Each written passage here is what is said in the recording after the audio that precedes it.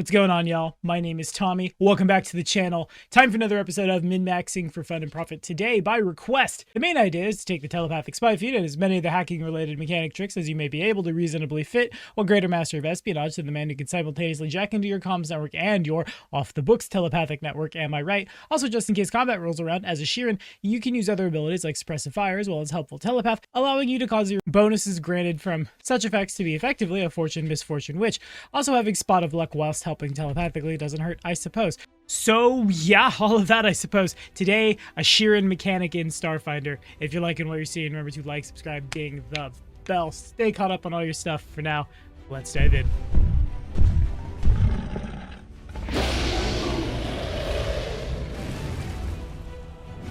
Okie doke, so the crux of today's build, a feat which we will be taking at level 1, Telepathic Spy. This allows us to, when a creature within range of our telepathy, 30 feet, uses their telepathy, receives telepathic communication, such as a telepathic message, or employs a mind-reading effect, like Detect Thoughts, you notice the attempt with a successful DC 20 sense motive check. If you succeed by 5 or more, you glean 3 pieces of information about the communication, such as the identity, its nature, emotional state, and so on. Kinda, sorta like a baby Detect Thoughts. If you pass by 10 or more, you can listen in by concentrating each round to maintain the eavesdropping. Our target can attempt a saving throw at 10 plus half our level plus our charisma to prevent that. If they pass by 5 or more, they become aware that we are indeed dropping eaves. Since we're building this on a mechanic out the gate, that means this is mentally the maddest build I think I've ever made. Because we're going to need intelligence for our mechanic stuff, we're going to need wisdom to sense motive, we're going to need charisma for the save against this ability. Our physical stats are going to suffer for it. But that's okay, because the mechanic has so many different tools in its back pocket that it can still thrive. This build makes a very wonderful, like I often say, 5th character in the party. If you've got your, insert large creature with laser scythe here, and you've got your sniper in a sniper's nest and your space wizard firing space magic missile, and then someone to keep all of them topped off, you provide them with information that they need to hedge their bets against encounters. Now, by no means is this an exhaustive list. We're still getting new Starfinder content, right? So this is going to continue to get bigger the farther it goes. But when I search telepathy in Archives of Nethys, this is how many aliens come back. It's a lot. Are you going to run into this constantly? Maybe not. Again, as I always say in niche builds like this, work with your GM, inform them this is what you're playing against to make sure that it will, have the things it wants to play with. But that said, this list is real long. I think in a lot of games you're going to find what you need. For today's race, by the request, we're playing a Sheeran, a courtier Sheeran at that for the buff to intelligence and charisma. We'll also be replacing communalisms once per day as long as an ally is within 10 feet. You can reroll an attack roll. With Hive Defense, when an ally within 10 feet of you attempts a saving throw, as a reaction, you can allow them to roll their saving throw twice and use the higher. Tinker for our theme to give us another thing we can do, when we're not doing Sci-Op stuff, play around with the UPBs for value. This also reduces the DC by 5 on engineering checks to ID technological devices and culture checks to recall knowledge about organizations and individuals that specialize in invention and DIY crafting, which probably comes up a lot when you're poking around computers and things, as we often will be. For our starting ability scores today, we're looking at a strength of 8, dex of 10, con of 11. Just stay away from the front lines, kids. An intelligence of 16, a wisdom of 14, and a charisma of 14. For the feats, like I said, telepathic spy out the gate as soon as we can get it. Helpful telepath, which truly you could switch around and take this at first and take your first at third. I chose the one I did because that's the one we're building around. When you use aid another, covering fire, or harrying fire and pass the attack roll or skill check, rather than give the usual benefit, you can hand out a different benefit. Aid another, instead of getting a bonus to a skill check, you can roll twice and use the higher. Covering fire, instead of granting a bonus to the ally's AC, the next opponent to attack the ally rolls at disadvantage. Harrying fire lets your next ally to attack the opponent you're firing against to roll with advantage, right? This is really good. This is what we're doing in combat for value when we're not playing around with computers or making sure the team is, 10 steps ahead. At level 5, as soon as we qualify for it, Spot of Luck. When you use an ability to reroll 1d20, you can spend 1 resolve point to reroll twice and use the highest of all 3 results. This is a little weirdly worded. I'm presuming we can pass this out to our friends because we meet the prerequisite. We do have a racial trait and feat that grants a d20 reroll, though this almost entirely will benefit off our memory module ability from the exocortex you knew we'd have. Rerolling a really important check that you failed with, what do we call it, double advantage, roll 3d20, take the highest. That's nuts. That gets you the information you need when you need it. Next up, we'll take Psychic Sense. By level 7, it's reasonable to assume there will be invisible things moving around you and the party. This gives you Blind Sense Thought with a range equal to the range of your limited telepathy or telepathy, so we really know when someone's sneaking up on us, essentially. Next, now that we're a little higher up the line, we'll take Amplified Glitch. Again, this build needs a very specific kind of environment, though within the realm of Starfinder, I'm gonna assume 9 times out of 10, you exist in a universe where either there's a computer nearby or some kind of technological device, or your opponent is wearing one. But as a standard action, you wirelessly introduce a fast-acting virus into nearby technological devices to briefly cause them to ghost in the machine.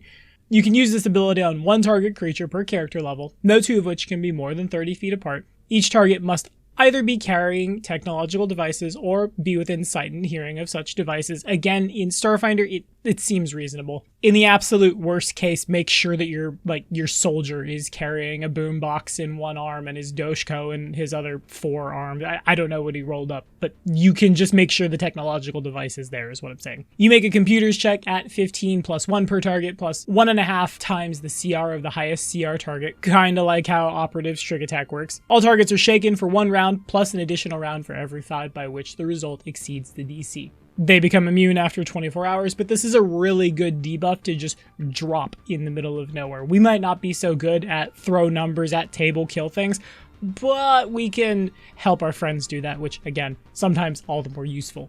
We'll next take Skill Focus Computers. We, of course, got Skill Focus Sense Motive at level 1 through Exocortex things to make sure all of our very important skills stick. Then, because late game Starfinder is so often like this, we circle back around and we take the easy, really good feeling feats that oftentimes people just don't take. Weapon Proficiency Long Arms into Improved Initiative, into Iron Will, into Great Fortitude, just to round out the rest of the picture. For our tricks, first up, we'll take Distracting Hack, which lets you hack a computer within 30 feet of a foe to distract them. You need to be within 30 feet of the foe. You need to have access to the computer, whether it's your own computer, or you can access it manually or with remote hack, which is level 5 for us, of course. This functions as the feint action, except you use your computers instead of your bluff skill to bluff, making our computer skill do a bunch of different stuff to, again, debuff the bad guys. If your GM will let you use this out of combat to make a guard move somewhere to investigate as well, that also seems to have a lot of power to it. At level 4, the almighty Neural Shunt.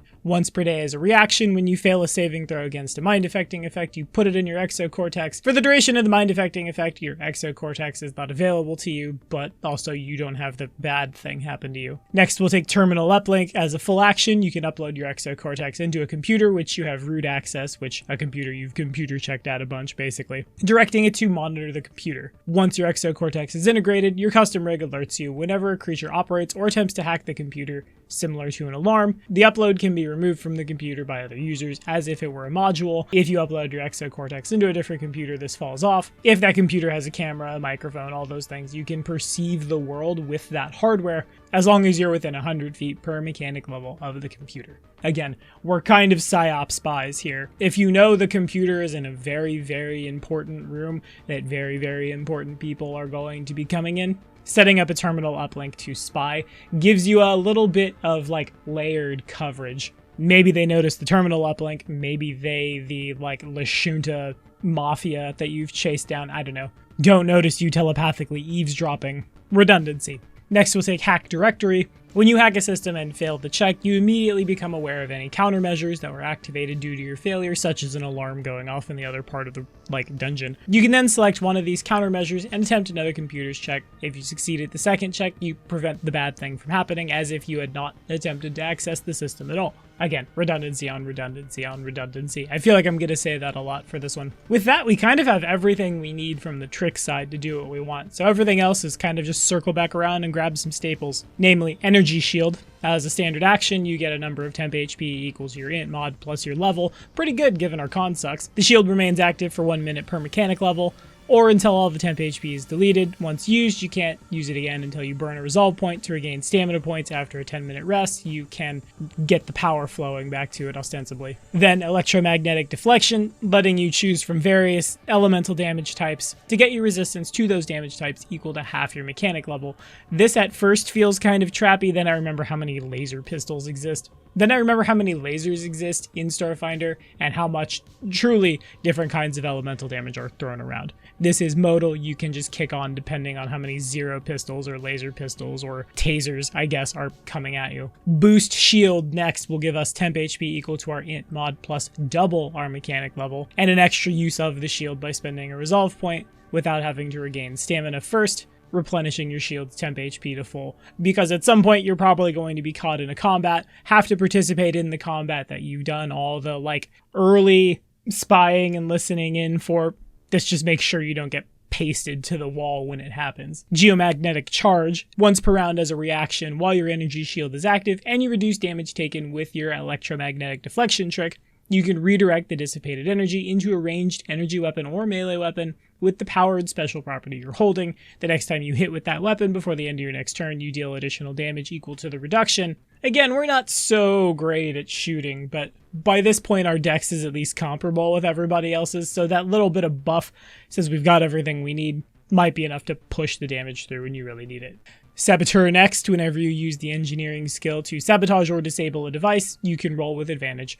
In addition, if you have the appropriate tools, you almost certainly do. Performing these tasks takes half the normal amount of time to a minimum of one move action, so if you really need to just run past a computer, rig it to blow up, go. Much easier to do this way. Then lastly, overclocking for a +2 insight bonus to initiative and a +2 insight bonus to reflex saves. Because if you got this far, hey, why not? So far as our key items go, one thing I notice about Starfinder from my time GMing it is that a lot of times the items that you're going to want, the items that you're going to break out, so on and so forth, feel almost mundane to at least my eyes. And a lot of times you're solving problems, not necessarily with this does this, therefore that, but more along the lines of this could do this, therefore could I use it to that? Case in point, the laser drill. It's a handheld item that resembles a snub-nosed pistol. As a standard action, you can use the drill to create a hole 1 inch in diameter and 1 inch deep into stationary and unattended materials with a hardness of 15 or less, like concrete, plastic, or wood. At the GM's discretion, you might be able to use it on harder materials as a full action or longer.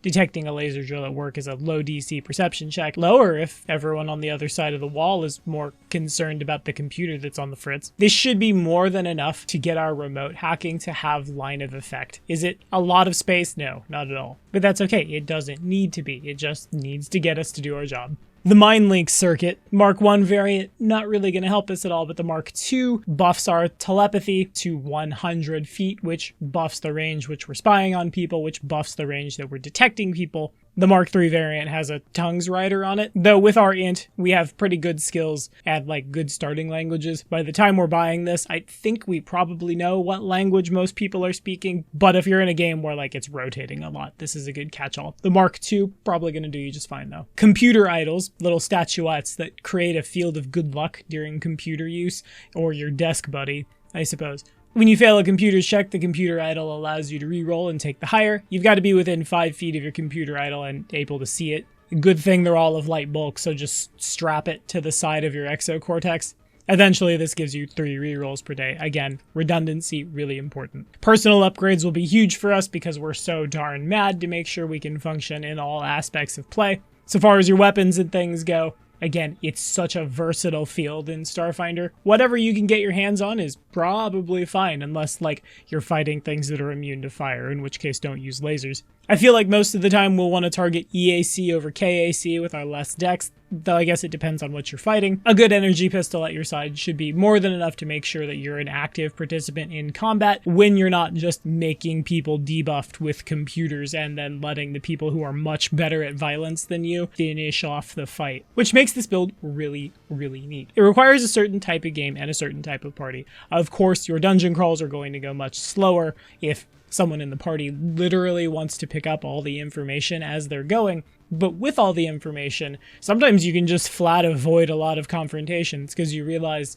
what would be told to you in that note that you picked up, indicating that the princess was in another castle. No, you just know that, and you can GTFO back to your ship, then another system, and another castle. Or, alternatively, you get things like duty rotations, you get things like what doors that the bad guys shouldn't touch because the bad guys' bosses have trapped them. Getting the information before the party runs into the information means the party can then play around with that information, which puts them a couple steps ahead of the bad guys, which allows them to swing a little bit higher in terms of things like encounter difficulty. The trap doesn't meaningfully influence the encounter if we know where it is and know exactly how to avoid it, or better, how to trip it on the bad guys, am I right? I suppose this also goes to show just how darn versatile the mechanic is. I've GM'd for 2 of them, both of them looked very different. This build that I have made now looks different than those both did as well, which to me, like I said before, is just good class design. I really enjoy it, but that's all the time we have for today. What do y'all think? Are we rolling up mechanics? How would you play a mechanic like this at your tables? As always, thank you so much for watching. Happy 2022, y'all. We'll see you next time.